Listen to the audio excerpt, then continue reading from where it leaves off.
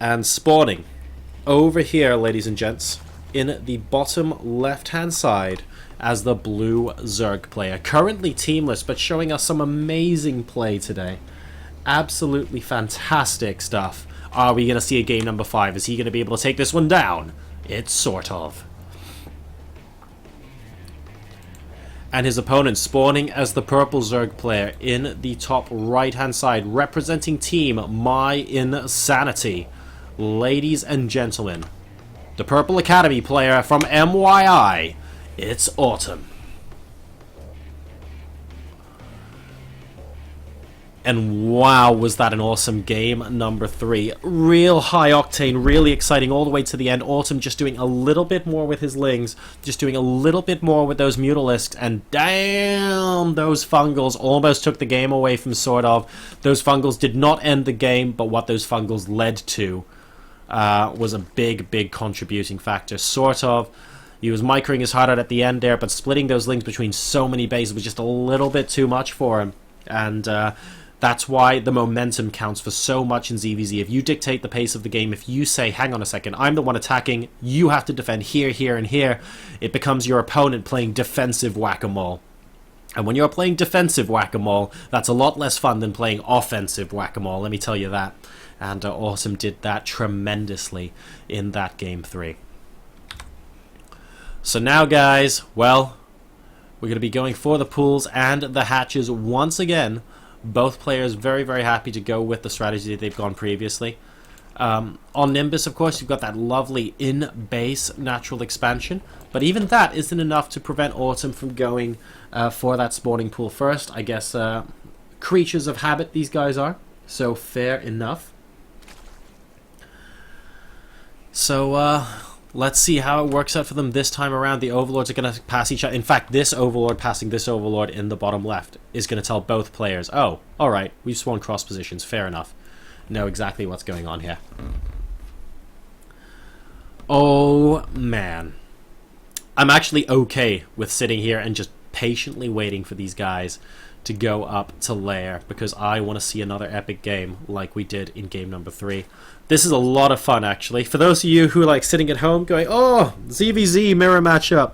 Well, you know what? This has actually been thoroughly entertaining, and I'm really enjoying myself. I hope you guys are at home as well.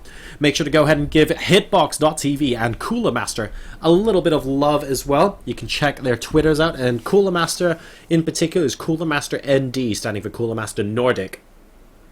Who have put on this fantastic tournament for you guys. The finals, guys, in November is going to be for €3,000, and the top 4 players from each of the qualifiers are going to be able to participate there. So both of these players have already qualified, but they are playing for that top seeding, which, you know, could actually end up getting you a step further in the tournament, and it could mean a difference in prize money.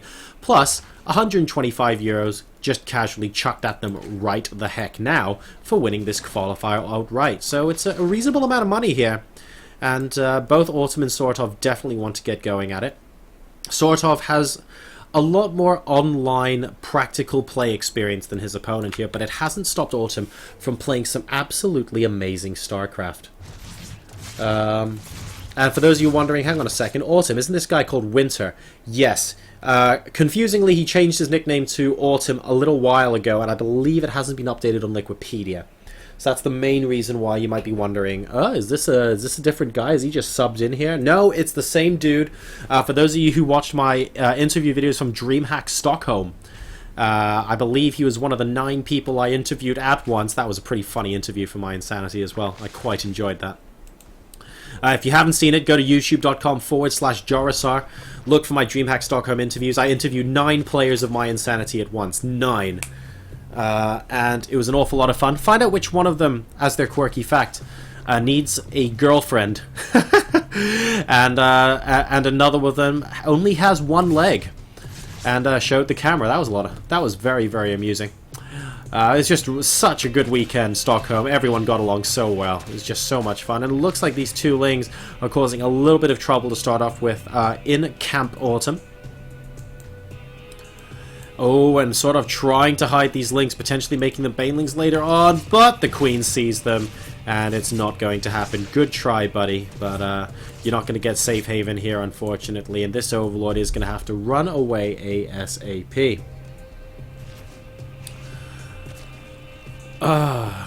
Alright, and just to respond in chat, by the way, someone asking what the score is in Sort of versus Morrow.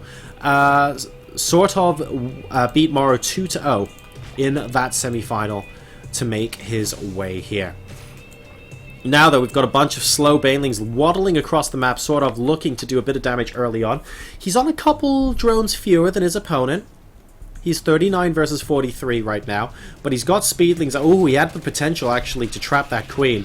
He's electing not to do it right now, though, and actually forces the cancel at the third base while taking the third himself. That's great stuff for him. In fact, that alone is already pretty decent, but he wants to try and press ahead, and these queens are looking like they're losing a decent amount of hit points here. They're down to 50%, and these banelings are going to have to do something. Great transfuse, but one of the queens is going to go down. The lings, are they going to run away? Well, they don't have to. That's a lot of banelings coming in now, and a lot of defensive banelings morphing in too. Is it going to be enough? Wow, that's a big explosion, and sort of swarms in with lings now.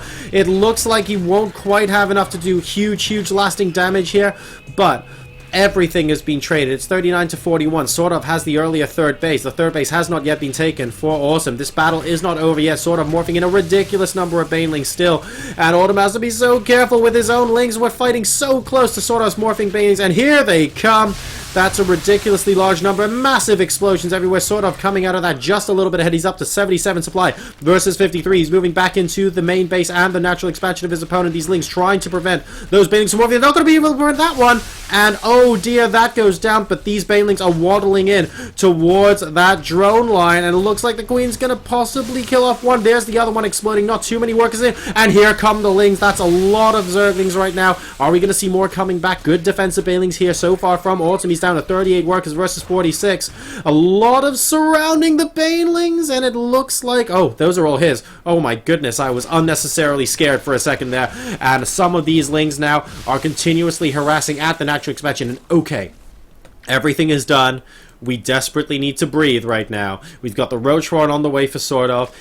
We have Mutalisk already out on the field for Autumn, though. What is Le Damage looking like? Let's find out. The number of workers, ladies and gentlemen, is 48 to 29 in favor of Sort of right now, but he's very behind on tech. You see this Spire here? It's complete. Sort of has not even started anything, and he is starting 5 Spore Crawlers. I think he knows his advantage economically at the moment, and he just needs to stop these mutants as long as possible from coming across the map and invading his base.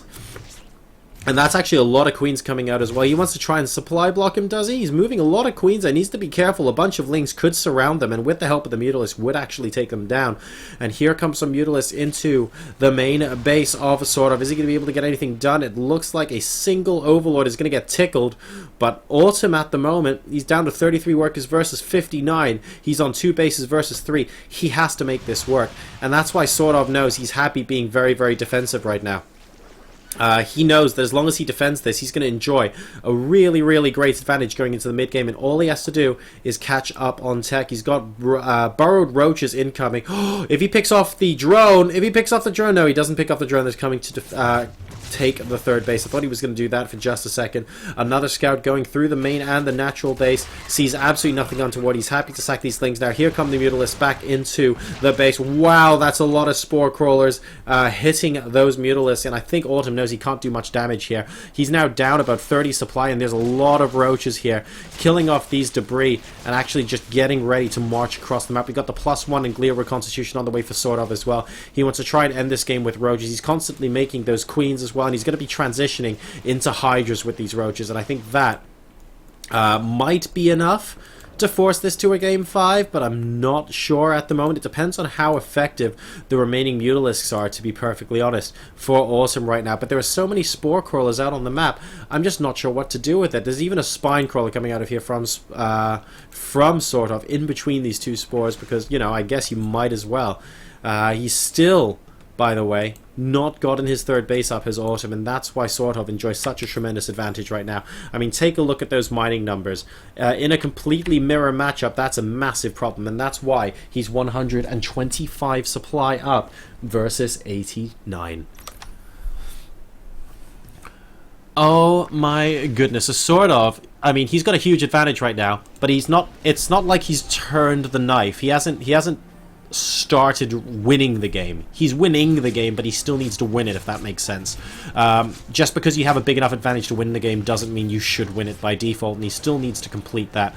This Overseer is going to bite the dust over here. It will spot the infestation pit coming down as well. Pathogen glands is also complete, however, for sort of, and he's going to be coming out with those infestors very, very shortly indeed. We have, well, Mutalisk versus Roaches ain't great, but I tell you what, Mutalisk versus Queen is a lot more scary. And we have them marching out across the map. We have Hydras in production now as well. Sort of dealing with a couple of Lings at the third base location. Will be able to pick them off. He's also taking his fourth base behind this. And he's saying, hey, you know what, mate? I think your Mutas won't be able to compete with me. And I think he might be right there at the moment, not even needing a transfuse on those Mutas as we complete this slow, arthritic, geriatric march across the map towards his opponent's location. We see the Mutas constantly trying to do some damage against the Roaches, and they go, don't worry, I'll just pull you into the Queens, don't even worry about it. And we've got some Swarm Hosts, so, okay, this is interesting. Against these Swarm Hosts, either he needs to absolutely go full on into it quickly before there are way too many Swarm Hosts to deal with, or he has to back off. But since the Queens have come so far out into the middle of the map now, I feel like he just has to go for it, and that's exactly what he's doing. Fantastic heals on those Roaches now, and the third base, well, that's definitely getting sniped off, no question about that. But what of the Hydralisks that are actually being very exposed to these Locusts now? Good fungal growth on the... Wow, the fungal growth on the ramp stops absolutely everything from coming down. And that's a really great piece of positioning there from Sort of. He's maxed out now versus the 123 supply. He needs to get up this ramp. He's almost on top of these Swarm Hosts. The Swarm Hosts are actually really large in number right now, so these Locusts could do a lot of damage if they are careful. Pulling the drones to try and buy the Swarm Hosts enough time to get the DPS out, but I don't think it's going to matter with this many Queens here as well. Good transfusion coming down from Sort of. He's up to 168 supply versus 101, and it looks like Autumn is on his last legs. Infested Terrans coming a fantastic amount of DPS from the Blue Zerg player. He's 2-1 down, but he's going to be able to force a game number 5 in this best of 5 final. The Swarm is repositioning themselves, but he's getting further and further behind. 100 supply is sort of's advantage at this stage, and moving into the main base, starting to pick down those infestation pits, the evolution chamber, the very tech that is keeping this army alive is about to get sieged up here. And more units are just streaming up across the ramp. I'm not sure it's going to be enough. The drones are coming back from the third base to try and contribute. The Swarmers are technically a free army, but I think this... I don't know, I think this is really an advantage that he can't come back from even if he had more of them. How many does he have on the field? He has 12, and you know what? There's an Overseer as well. GG, ladies and gentlemen, and we have a game number 5 here between Sort of and myi.autumn.